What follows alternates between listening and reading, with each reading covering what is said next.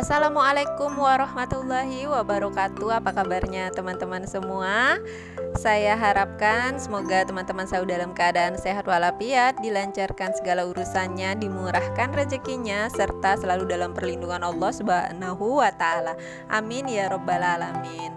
Dan alhamdulillah ya teman-teman, setelah sekian lama, kurang lebih 3 minggu deh kayaknya, saya itu nggak sempat buat konten, buat tag video karena ada kegiatan di kantor ya, di tempat kerja.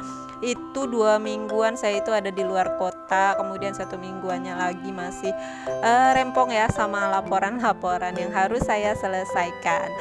Alhamdulillah bentar lagi kita bakal memasuki bulan suci Ramadan ya teman-teman. Jadi ini saya tag video di hari Selasa, 2 hari lagi mau puasa ya teman-teman, dan saya belum ada persiapan apa-apa karena saya juga baru balik dari luar kota. Ya Allah, benar-benar rumah juga udah nggak tentu gitu ya aturannya kemana gitu kan, dan saya juga masih disibukkan dengan laporan-laporan, tapi udah kangen banget itu pengen ngonten. Jadi alhasil sore ini saya coba take video ya, tapi hanya di samping rumah. Jadi ini nggak ada maksud apa-apa, jadi cuman pengen berbagi sama teman-teman. Semoga video saya ini bisa menjadi penyemangat buat teman-teman yang senang buat tanam menanam ya. Jadi di sini di samping rumah itu saya ada tanam cabai ya teman-teman. Jadi ini saya lupa varietas apa untuk cabai ini, kalau nggak salah Dewata ya, varietas Dewata. Jadi ini enggak tinggi tapi cabangnya banyak, dan saya tanam di polybag, dan ini hanya beberapa polybag. Alhamdulillah, insyaallah ini cukup lah ya untuk teman di bulan puasa. Buat penyuka cabai seperti saya ini ya, jadi untuk cabai rawitnya udah cukup. Saya rasa cukup, dan nanti paling kalau mau beli juga paling cabai keriting aja buat nambahnya ya, karena cabai rawitnya ini pedes banget. Dan di sini di samping rumah saya juga ada tanam tomat. Nah ini tomatnya teman-teman, ini tomat cherry. Kalau yang tadi di sana tadi saya udah tunjukkan itu tomat, nggak tahu ya tomat apa itu yang ada garis-garisnya kayak gitu, mirip labu ya, mirip labu kuning.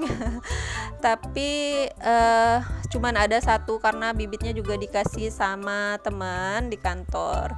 Dan ini sore ini saya nggak ada kegiatan apa-apa sih ya teman-teman. Jadi ini saya mau siram-siram tanaman aja karena saking kangennya itu pengen tag video, pengen menyapa teman-teman. Jadi ini kegiatan saya di sore hari. Jadi ini saya siram dulu buat tanaman di samping ini. Jadi ini hanya dengan air biasa ya teman-teman, dengan air hujan, karena air hujan ini juga sudah mengandung nitrogen ya teman-teman, jadi juga baiklah buat tanaman. Kalau untuk proses pemupukannya, dan saya hanya berbagi gimana kita prosesnya. Jadi ini tidak bisa dikatakan untuk organik semua ya, karena kita juga campur untuk pupuknya. Jadi di sini untuk media tanam seperti media tanam pada umumnya itu kita gunakan kohe, kotoran hewan. Kemarin itu awalnya kita pakai kotoran hewan bebek ya. Jadi karena ada teman yang punya kandang bebek, jadi kita ambil untuk kotorannya, kemudian ditambahkan dengan tanah dan dikasih sekam ya, sekam bakar. Untuk perbandingannya seperti biasa 1:1:2 ya, untuk tanahnya 2, 1:1 itu untuk sekam bakar dan kohenya. Dan seiring berjalannya waktu, tanah ini juga udah pernah dipakai buat tanam tomat. Kemudian karena tomatnya sudah berakhir umurnya, jadi kita pakai lagi untuk tanam cabai. Nah untuk cabainya ini kita tambahkan lagi untuk medianya, itu ditambahkan dengan kotoran sapi ya, karena adanya itu kohe sapi. Karena saya nggak punya kohe itu lagi ya, kohe bebek lagi, jadi pakai kohe sapi yang saya beli di toko pertanian yang sudah fermentasi. Jadi saya tambahkan aja di atasnya, di atas media tanamnya aja kayak gitu.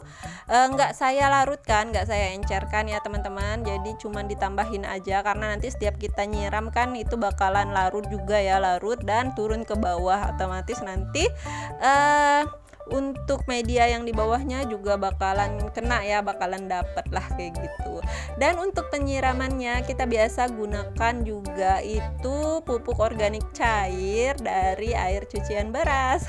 Saya udah pernah share ya teman-teman, untuk air cucian berasnya itu biasanya saya lakukan fermentasi terlebih dahulu baru deh diaplikasikan ke tanaman. Teman-teman boleh deh tonton ya video-video saya sebelumnya untuk pembuatan pupuk organik cair.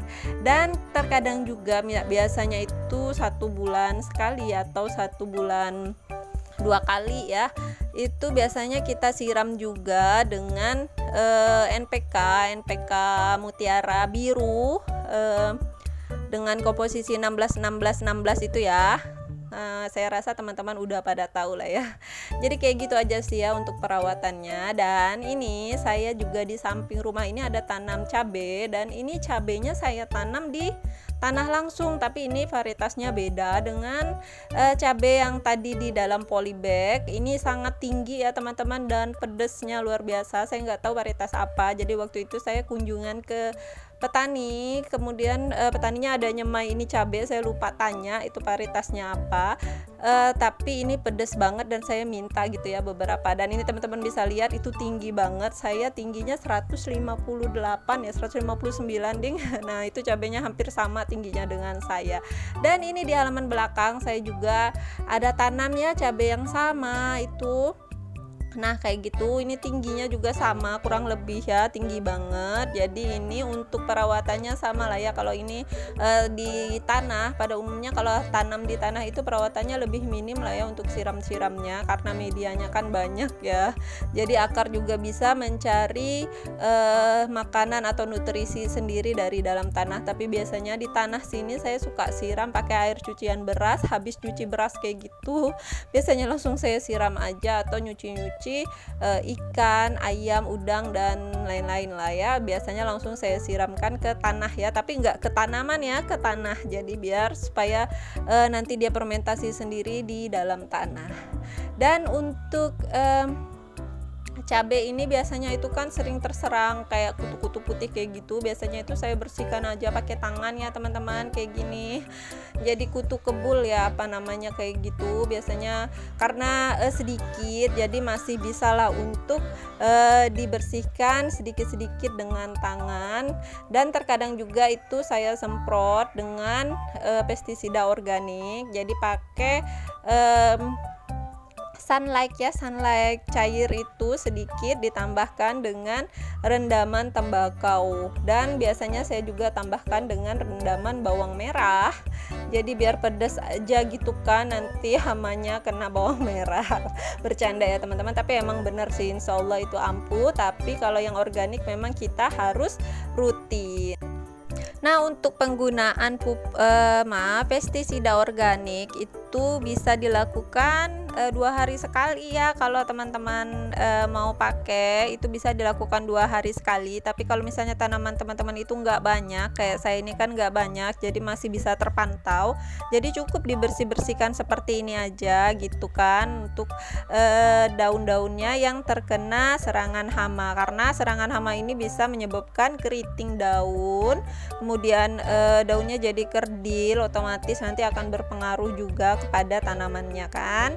Jadi tanamannya juga bisa ikut-ikutan kerdil, terus jadi dia buahnya nggak terlalu banyak ya, nggak berproduksi maksimal kayak gitu. Dan kayak gini aja sih ya teman-teman, sharing dari saya. Jadi ini bukan bermaksud untuk menggurui atau apa, karena saya yakin teman-teman lebih pintar dari saya jauh ya, karena saya cuman petani rumahan atau orang yang suka tanaman aja sih kayak gitu ya. Dan belajarnya juga biasanya baca-baca ataupun nonton-nonton di internet kayak gitu. Dan kayak gitu aja ya teman-teman, share dari saya, semoga bisa menjadi inspirasi. Terima kasih sudah menonton. Assalamualaikum warahmatullahi wabarakatuh. Dadah.